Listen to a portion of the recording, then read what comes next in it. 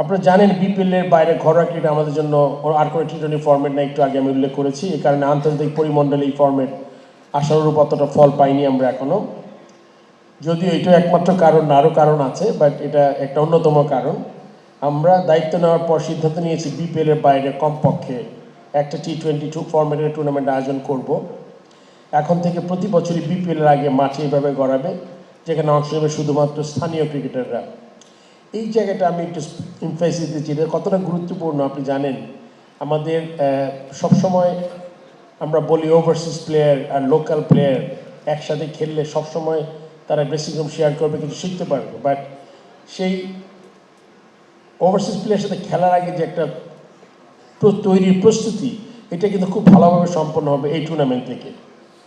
তারা তো definitely T20 ফর্মের সঙ্গে মানিয়ে নিতে পারবে। এবং আপনি জানেন যে আমাদের পার্শ্ববর্তী দেশ, অনেক দেশে আমরা লক্ষ্য করেছি তাদের এই ফ্র্যাঞ্চাইজি টি20 টুর্নামেন্ট দিয়ে কিন্তু তাদের ক্রিকেট অভূতপূর্ব ইম্প্রুভমেন্ট করেছে তারা।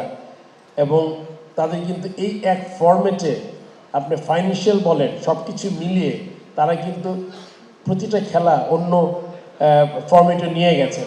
সো এটার গুরুত্বটা কতটুকু আমরা সবাই এখন অনুধাবন করতে পারছি। এটা কিন্তু এই টুর্নামেন্ট এক্সপোজারের পিছিয়ে থাকবে না। আমি বিশেষভাবে ধন্যবাদ জানাই অলরেডি আমাদের ক্রিকেট বোর্ডের টিভি পার্টনার টি স্পোর্টসকে, যারা এই টুর্নামেন্ট সব ম্যাচ সরাসরি সম্প্রচার করবে। এটাও কিন্তু একটা মাইল ফলক, একটা ডোমেস্টিক টুর্নামেন্ট, একটা মনে করেন মিডিয়া হাউস পুরোটা দেখাবে, যেটা আমাদের আপনারা জানেন যে এটা শুধুমাত্র খেলার উজ্জীবিত হবে না, আপনি পুরা cricket as a game as a whole আপনার পুরা দেশে ছড়িয়ে দেওয়ার জন্য এই টিভি এক্সপোর্টটা কতটা গুরুত্বপূর্ণ। অ্যান্ড টি20 ম্যাচ এর মতো ফরম্যাট এর চেয়ে ভালো আর কিছু হতে পারে না ক্রিকেটকে পপুলার করার জন্য। সিলেট আন্তর্জাতিক স্টেডিয়ামে 2 মাঠে লিগ পর্যায়ের ম্যাচগুলো হবে, আর মিরপুরে হোম অফ ক্রিকেটে হবে ফাইনাল নকআউটের 4টা ম্যাচ। গণমাধ্যম প্রতিনিধিদের আমি বিশেষভাবে অনুরোধ করব, Al Arafah Islami Bank, President's NCL টি20 পাওয়ার্ড বাই ওয়ালটন এর খবর এবং অর্জনগুলো আপনাদের মাধ্যমে সবার কাছে পৌঁছে দিতে হবে। সো দ্যাট আমরা চাই আমাদের স্পন্সর তারাও যাতে একটু মোটিভেটেড হয়, পরবর্তীতে যাতে আরও এগিয়ে আসে, সেই জন্য আপনাদের কাছে অনুরোধ জানাচ্ছি আমি। এবং সাথে সাথে এই টুর্নামেন্ট যে দেশের ক্রিকেটকে আরও সমৃদ্ধ করবে এর কোনো সন্দেহ নেই। আমি সবাইকে আবারও ধন্যবাদ কৃতজ্ঞতা জানাচ্ছি আমাদের সাথে থাকার জন্য। আমার মনে হয় আপনারা ফরম্যাট নিয়ে অলরেডি জেনে গেছেন কিছু, তাও আমি করেছি যে আপনি জানেন যে আমাদের এনসিএলে 7টা দল পার্টিসিপেট করে, 8টা ডিভিশন, তার সাথে আর একটা ঢাকা মেট্রো, 8টা দল হবে। ফার্স্ট রাউন্ড হবে আপনার সবাই সবার সাথে খেলবে লিগ বেসিস আমরা জানি। সেকেন্ড রাউন্ড যেটা আমরা বলি এলিমিনেটর, সেমিফাইনাল, ফাইনাল হবে ঢাকাতে।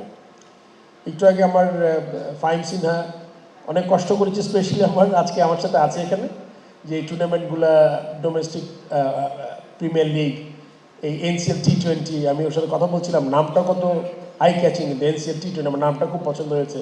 এটা খুব ভালো, খুব তাড়াতাড়ি আমরা দর্শকের হৃদয়ে পৌঁছে যেতে পারবো। আমি সিওকে বলেছিলাম যে আমাদের সিলেটে ডে নাইট ম্যাচটা আসলে টি20 সাথে খুব ভালো যায়। আমরা যদিও ডে নাইট ম্যাচের জন্য এখন সিলেটে পুরোপুরি প্রস্তুত না, আমরা চেষ্টা করব, কথা দিচ্ছি না, যাতে আমরা ফ্লাড লাইটগুলো যাতে সংস্কার করতে পারি, যাতে কিছু ম্যাচ আমরা ডে নাইট সিলেটেও করতে পারি। ঢাকায় তো আপনারা জানেন যে আমাদের ফ্লাড লাইট ফ্যাসিলিটি খুব ভালোই আছে।